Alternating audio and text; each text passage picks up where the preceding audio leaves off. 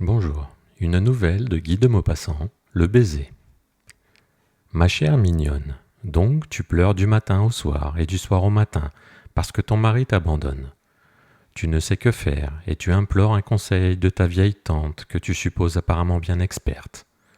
Je n'en sais pas si long que tu crois, et cependant je ne suis point sans doute tout à fait ignorante dans cet art d'aimer, ou plutôt de se faire aimer, qui te manque un peu.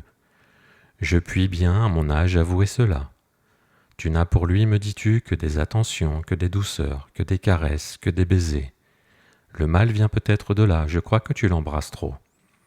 Ma chérie, nous avons aux mains le plus terrible pouvoir qui soit, l'amour. L'homme, doué de sa force physique, l'exerce par violence. La femme, douée du charme, domine par la caresse. C'est notre arme, arme redoutable, invincible, mais qu'il faut savoir manier. Nous sommes, sache-le bien, les maîtresses de la terre. Raconter l'histoire de l'amour depuis les origines du monde, ce serait raconter l'homme lui-même. Tout vient de là, les arts, les grands événements, les mœurs, les coutumes, les guerres, les bouleversements d'empire. Dans la Bible, tu trouveras Dalila, Judith, dans la fable, Omphale, Hélène, dans l'histoire, les Sabines, Cléopâtre et bien d'autres. Donc nous régnons, souveraines toutes puissantes, mais il nous faut, comme les rois, user d'une diplomatie délicate. L'amour, ma chère petite, est fait de finesse, d'imperceptibles sensations. Nous savons qu'il est fort comme la mort, mais il est aussi fragile que le verre. Le moindre choc le brise et notre domination s'écroule alors, sans que nous puissions la réédifier. Nous avons la faculté de nous faire adorer, mais il nous manque une toute petite chose, le discernement des nuances dans la caresse, le flair subtil du trop dans la manifestation de notre tendresse. Aux heures d'étreinte, nous perdons le sentiment des finesses, tandis que l'homme que nous dominons reste maître de lui, demeure capable de juger le ridicule de certains mots, le manque de justesse de certains gestes. Prends bien garde à cela, ma mignonne, c'est le défaut de notre cuirasse, c'est notre talon d'Achille. Sais-tu d'où vient notre vraie puissance? Du baiser, du seul baiser. Quand nous savons tendre et abandonner nos lèvres, nous pouvons devenir des reines. Le baiser n'est qu'une préface pourtant, mais une préface charmante, plus délicieuse que l'œuvre elle-même, une préface qu'on relit sans cesse, tandis qu'on ne peut pas toujours relire le livre. Oui, la rencontre des bouches est la plus parfaite, la plus divine sensation qui soit donnée aux humains, la dernière, la suprême limite du bonheur. C'est dans le baiser, dans le seul baiser, qu'on croit parfois sentir cette impossible union des âmes que nous poursuivons, cette confusion des cœurs défaillants. Te rappelles-tu les vers de Sully Prudhomme ? Les caresses ne sont que d'inquiets transports, infructueux essais du pauvre amour qui tente l'impossible union des âmes par le corps.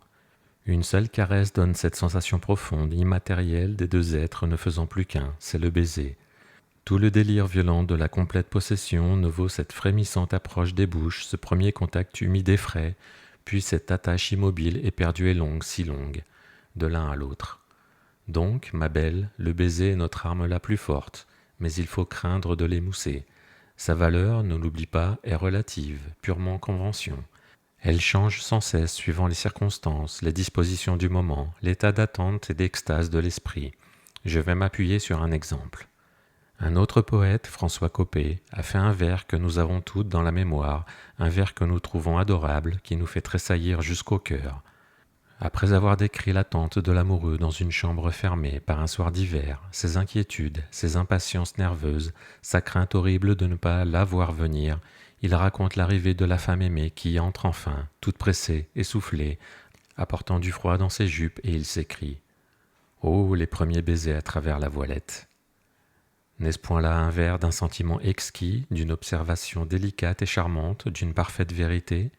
Toutes celles qui ont couru au rendez-vous clandestin, que la passion a jeté dans les bras d'un homme, les connaissent bien, ces délicieux premiers baisers à travers la voilette, et frémissent encore à leur souvenir. Et pourtant ils ne tirent leur charme que des circonstances, du retard, de l'attente anxieuse, mais en vérité, au point de vue purement ou, si tu préfères, impurement sensuel, ils sont détestables. Réfléchis.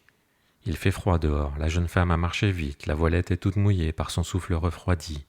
Des gouttelettes d'eau brillent dans les mailles de dentelle noire. L'amant se précipite et colle ses lèvres ardentes à cette vapeur de poumons liquéfiés. Le voile humide qui déteint et porte la saveur ignoble des colorations chimiques pénètre dans la bouche du jeune homme, mouille sa moustache.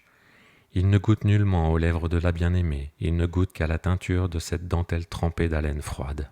Et pourtant nous nous écrions toutes comme le poète. Oh, les premiers baisers à travers la voilette. Donc la valeur de cette caresse étant toute conventionnelle, il faut craindre de la déprécier.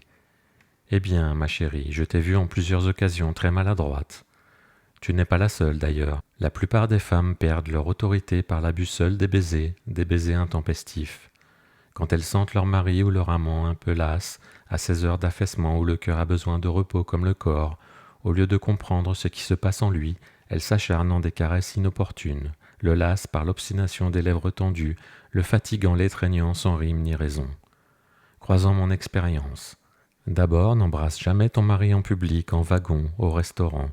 C'est du plus mauvais goût, refoule ton envie. Il se sentirait ridicule et t'en voudrait toujours.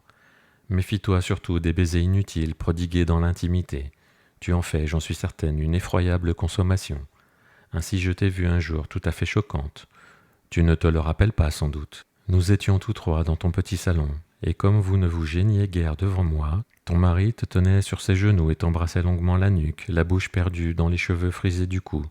Soudain tu as crié « Ah, le feu !» Vous n'y songiez guère, il s'éteignait. Quelques tisons assombris expirant rougissaient à peine le foyer. Alors il s'est levé, s'élançant vers le coffre à bois où il saisit 2 bûches énormes qu'il rapportait à grand-peine, quand tu es venu vers lui, les lèvres mendiantes, murmurant « Embrasse-moi ». Il tourna la tête avec effort en soutenant péniblement les souches. Alors tu posas doucement, lentement, ta bouche sur celle du malheureux qui demeura le col de travers, les reins tordus, les bras rompus, tremblant de fatigue et d'efforts désespérés. Et tu éternisas ce baiser de supplice, sans voir et sans comprendre. Puis, quand tu le laissas libre, tu te mis à murmurer d'un air fâché. « Comme tu m'embrasses mal !»« Parbleu, ma chérie !»« Oh, prends garde à cela, nous avons toute cette sotte manie, ce besoin inconscient et bête de nous précipiter aux moments les plus mal choisis, quand il porte un verre plein d'eau, quand il remet ses bottes, quand il renoue sa cravate, quand il se trouve enfin dans quelque posture pénible, et de l'immobiliser par une gênante caresse qui le fait rester 1 minute avec un geste commencé et le seul désir d'être débarrassé de nous. Surtout ne juge pas insignifiante et mesquine cette critique. L'amour est délicat, ma petite, un rien le froisse, tout dépend, sache-le, du tact de nos câlineries. Un baiser maladroit peut faire bien du mal. Expérimente mes conseils. Ta vieille tante, Colette.